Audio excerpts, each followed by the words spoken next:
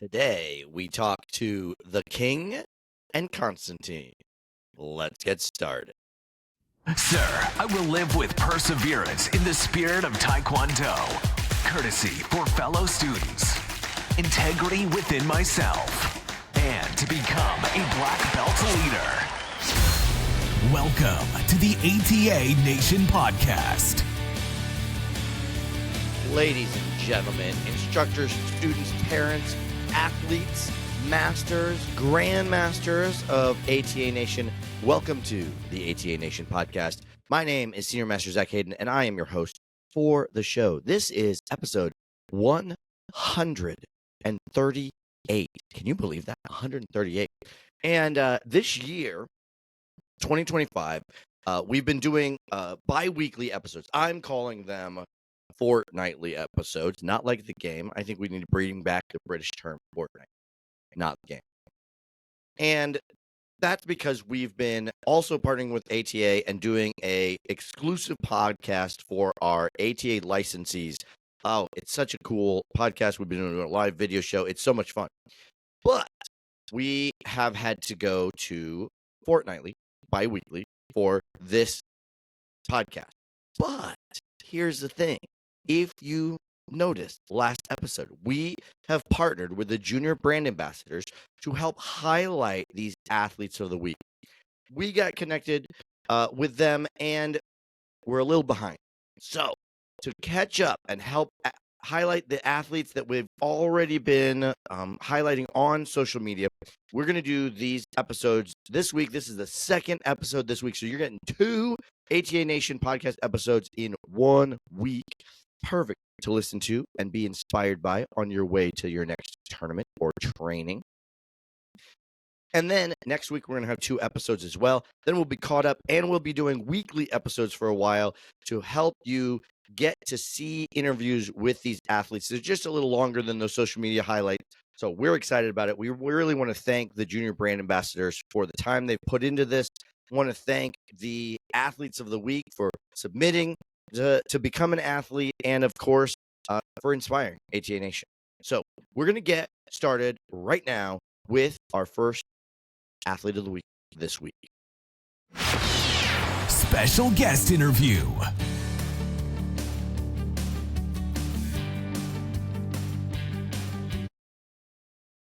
ATA Nation, I'm super excited. We have another one of our athletes of the week from the brand ambassadors.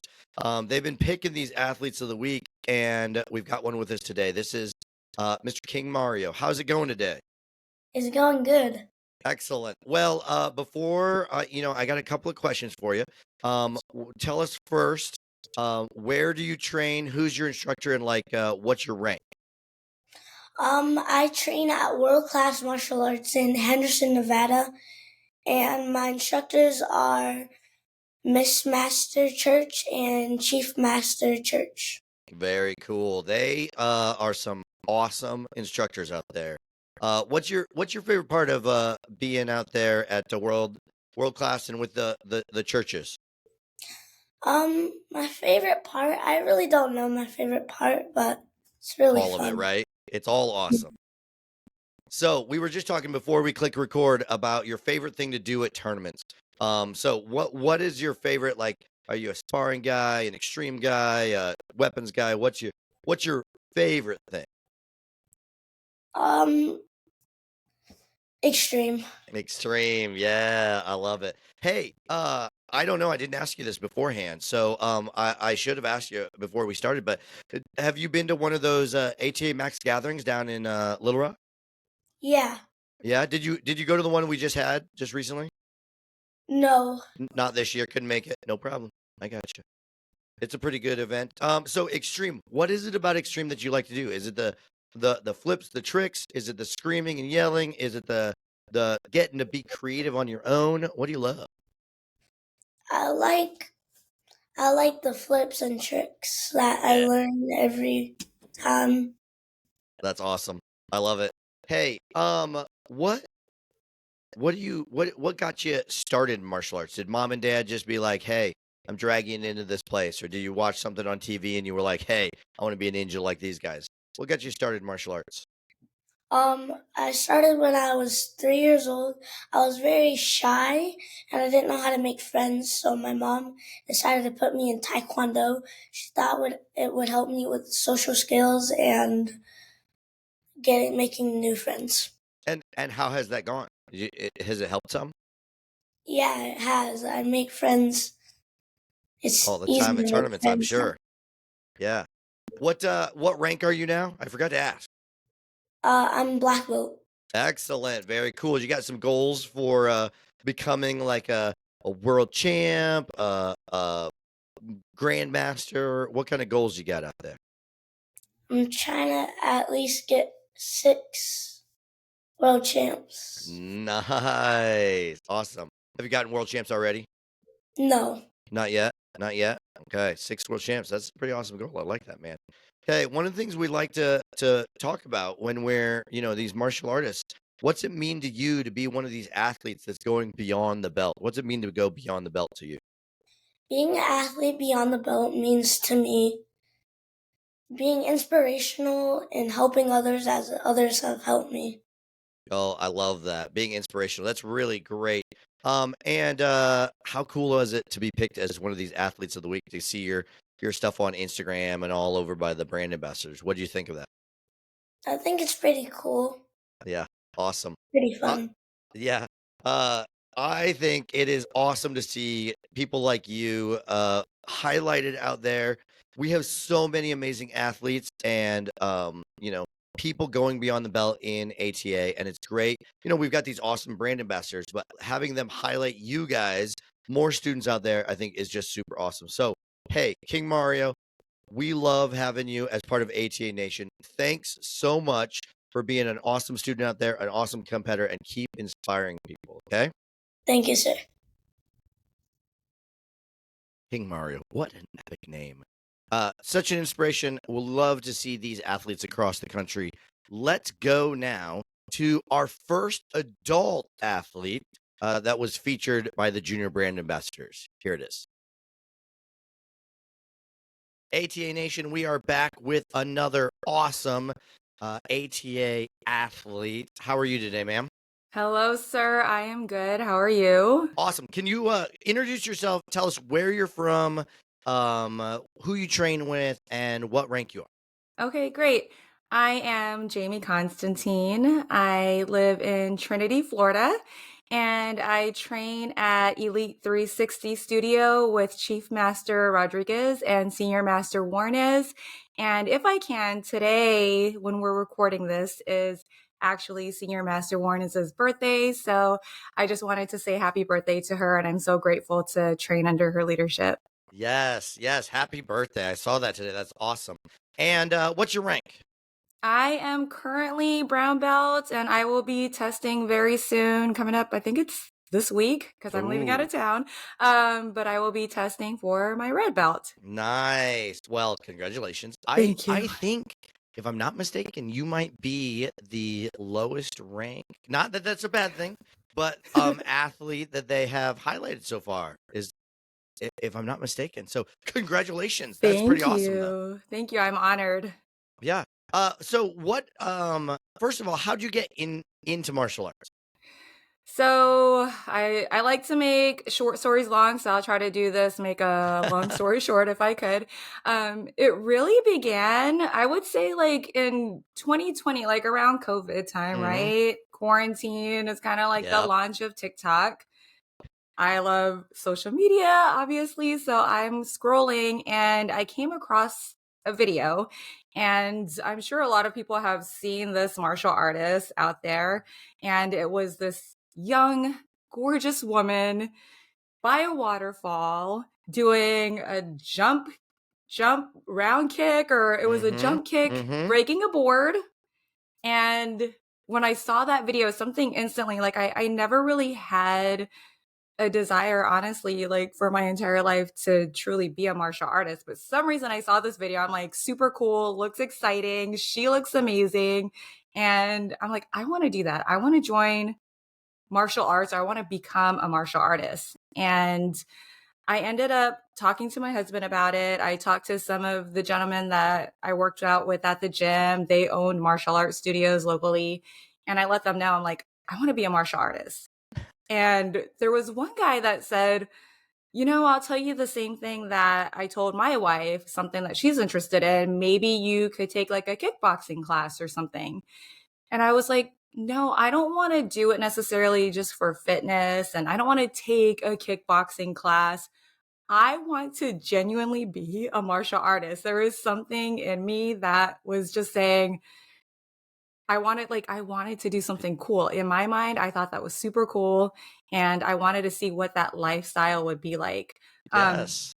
Fast forward a little bit, we were out to dinner with some friends, and a really good friend of ours, Miss Tammy Gaston, she was letting us know, she's like, hey, coming up soon, we heard that there is an ATA school opening in Trinity. And she's like, I'm joining. And background story on that, Miss Gaston and her husband and their family used to own a martial ATA school in Colorado, I believe it Okay. was. Excellent. So she didn't want to train anywhere else besides ATA. So she was really excited when she found out that there was a school opening that was ATA locally. So I looked at my husband. I was like, I've been telling Mike This is that, it. This is it. yes. And she's like, come with me, come with me. I came to the first class. It was me and then her daughter-in-law and a couple of other friends that came along. And since day one, I'm so grateful for that. I'm grateful for that opportunity. And since then, I've just become extremely passionate, not only about martial arts, but with ATA in general. And that's basically kind of the start of where all of that happened.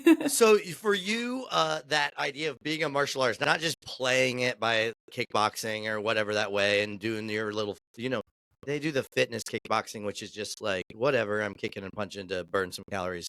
So has it been what you thought it would be by becoming a martial artist? I didn't even know what to expect, to be quite honest with you.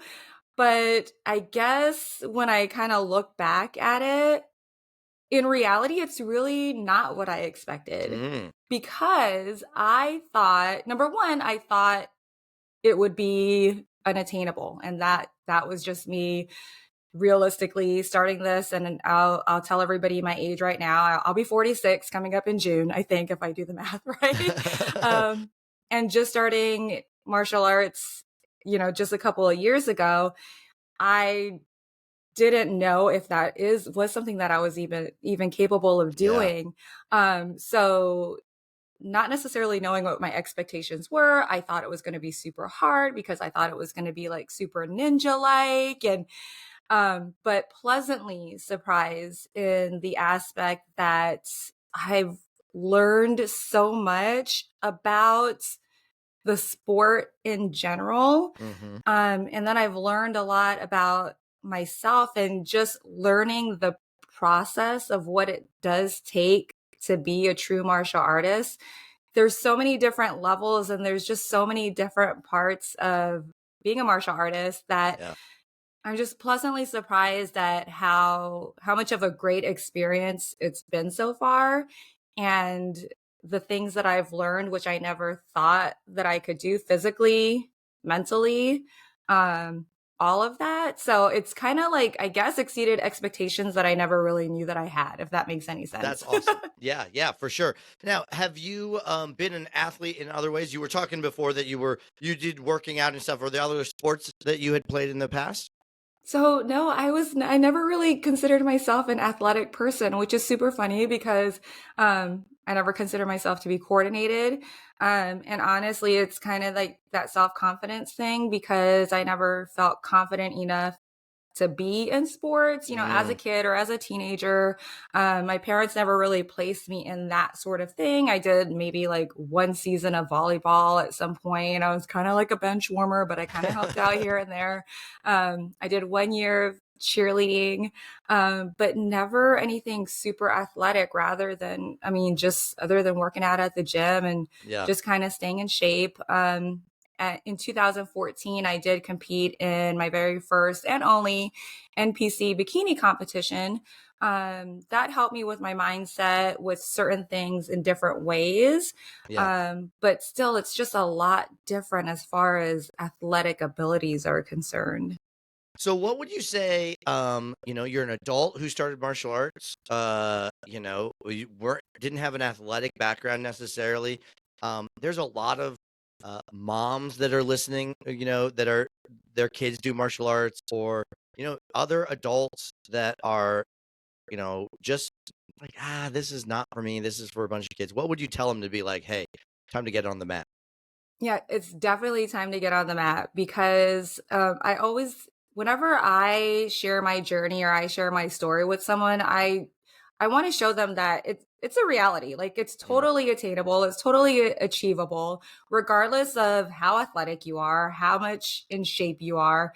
It's really just trusting that process, right? Because even if there's a hint that maybe you're thinking of wanting to do it or it's kind of crossed your mind a little bit, why not? Like, why not step Yeah. on the mat and give it a try? Because you're never going to find out until you give yourself that opportunity. Worst case scenario, you go in, you step on the mat, you give it a try a couple of times and you're like, okay, not for me. Absolutely, completely 100%. This is not something that I'm interested in.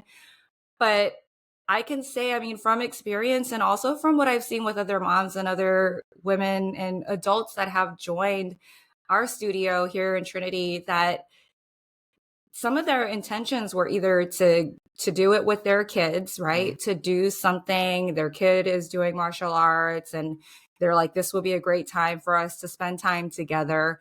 And they are also pleasantly surprised that they themselves have fallen in love with it.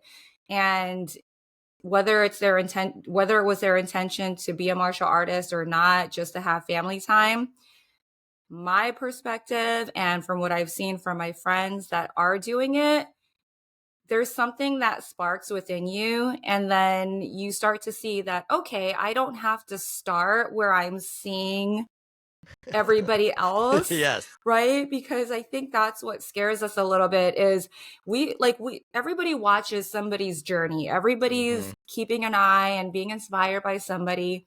And a lot of times all they see is the successes, or they kind of already see them at the point where they're doing well. But when they start to do it, they start to understand that it's like, okay, I'm getting there because I'm doing that Yes. little thing that I didn't even think that I could do, just the smallest thing. And then it just becomes a process and it's really trusting that. So it's really just taking that first step and knowing, give it a try and you're going to learn and see if it's for you or not. But I can Yeah. say with certainty that you'll definitely be sparked that there's something there. Yes. I love that advice. What do they say? Don't compare, the middle of your journey to the end of somebody else's, or the beginning of your journey to the middle of somebody else's. We're at different spots. Everybody's beginnings look different. Don't compare to that. So I love that. So athlete of the week. What at a tournament? What's your favorite event to compete in? Okay, so I love them all, right? Yes, of course, Uh, of course. so I love sparring. Nice, good. I love combat. I know there's always progress to be made there. And I love traditional sparring. It's just super fun, although the nerves can get the best of you before you step on the mat and do it. But there is just something about sparring that, and that's one thing that I learned too. I had never thought that I would be that person. Yeah. But sparring is a lot of fun, and and that has taught me a lot about myself too in martial arts. Oh, I love that. Great. It's been really interesting listening to the different athletes talk about the events that they like more, and then the events that they're like, we love them all, of course. But if I had to, skip one, and what event would that be for you? If you had to if they forced you to skip an event, what would it be? If they forced me, like if I absolutely had to, Yes. Which one would you kick to the bottom?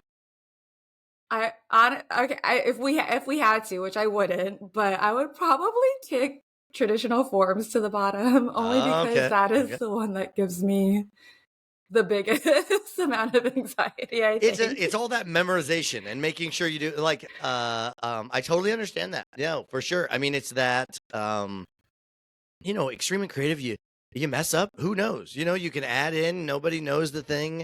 But the memorization of the forms for a lot of people is just really stressful when you get out Yes. on the mat and be like, oh, did I do this part? Did I, is my foot right here and whatnot? So I totally understand that. And there's no problem at all. Of course, we love them all and we want to compete with all of them, of course. But everybody has things that they gravitate towards a little more, and then things that they struggle with a little more. And it's good to one of the reasons I asked that question is we don't want to say where we don't like something. And I don't want to say I don't like things, but I think usually when we say there's something we enjoy less or we don't, it usually means that's the one we struggle with more. I tell my students all the time that don't like, they say they don't like sparring or whatever. I'm like, well, that's because you're not winning. No one who is winning all the time doesn't like it. They're not like, Right. I got first place all the time and I don't like it. And so it's usually something that we have to work on a little bit more. And that's why it's on the bottom of our list, because sometimes it's just like, I don't want to work on that right now. I want to do the thing that's fun. I want to go kick some people or whatever the case might be.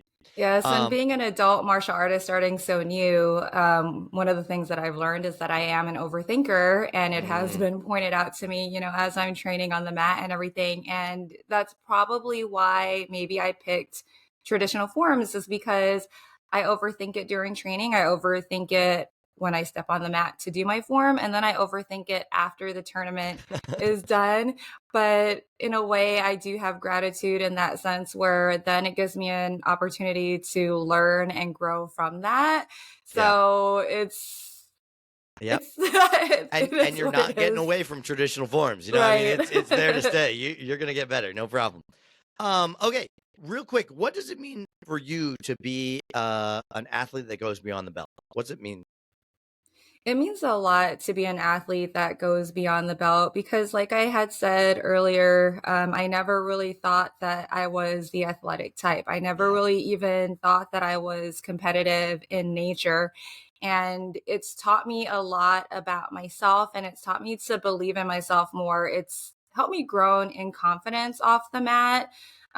Just knowing that I am capable of doing so much more, because through martial arts, I've begun to realize that there were things that I never knew, but I was able to learn. And it's let me know that, okay, well, if I just take a step into something, just like I said earlier, with having a spark or an interest, Mm-hmm. then just do it, because it really is about taking that step into something. So it's definitely opened my eyes a lot more as far as believing in myself and having confidence to being able to accomplish other things that are out there. And it's also given me a chance to realize that I can also, I guess, in a way, like, help inspire other people, whether Yeah. it's in martial arts or not. I see a lot of women or just people in general that can relate to certain things, just life aspects, parenthood, all the things, having small businesses, working, all that stuff. So it's taught me to be able to have a little bit more empathy in that sense, but also help to encourage other people, to show them that, like, you can do this. And Yes. it's touched so many aspects for me, and off the mat, it's really helped me to just continue believing in myself and just keep pushing forward in the things that I want to achieve, and know that it is attainable. I love that. I think it's so inspiring to see adults that are starting their training in the middle of the journey to black belt. It's so great to see. We appreciate your time. We appreciate your providing inspiration for others out there in ATA Nation. So thanks so much. Thank you, sir. Well, I think it's super cool to be highlighting some adults as well. We have all kinds of people across ATA Nation competing, being amazing athletes, and we'd love to highlight them. So next week, tune in again for a double episode with our ATA athletes that have been highlighted by the Junior Brand Ambassador. Make sure you're hitting the subscribe button on your favorite podcast player, on YouTube, on Spotify, wherever you might be catching this. You can always listen to audio only on your favorite podcast feed. Go to atanationpodcast.com and you can find where to subscribe. And then, of course, we have it on the ATA's Facebook on its own playlist as well. Now, let's real quick before we head out of here, let's do a couple of upcoming events. Let's see. We've got all kinds of tournaments coming up. Hey, did you guys know that you can check out district times and schedules? Not schedules, but like where they are already? Go to atamartialarts.com and check that out. Let's look at Spring Nationals is coming up. I keep saying fall. I don't know why. I'm so sorry. But we've also got this weekend, a bunch of you guys are heading out to Pennsylvania for Grandmaster Caruso's TOC. That's a huge one, Class A. Mr. Cox, the father and instructor of one of the awesome junior brand ambassadors, has a Class A in Texas on the 20th, 29th. And then there's one by Chief Master and Senior Master Wegman out in North Carolina that same weekend. So that's going to be a lot of fun. Around my area in April, we've got some Class A's. McCook, Illinois, April 12th. Duluth, Georgia on the 25th and 26th. And then you can see me at South Bend in Indiana on April 26th. And then this year, we've got these beginning first weekend in May tournaments, which is kind of crazy. But I just don't even know what to say about that. It's insane. Lots of B tournaments in April as well. It's a very busy time for tournaments. Everybody's getting those last minute points in. You do not want to miss out on that. So head over to atamartialarts.com. Make sure you're following all the social media so you know what's coming up. And until next time, make sure you're out there going beyond the belt.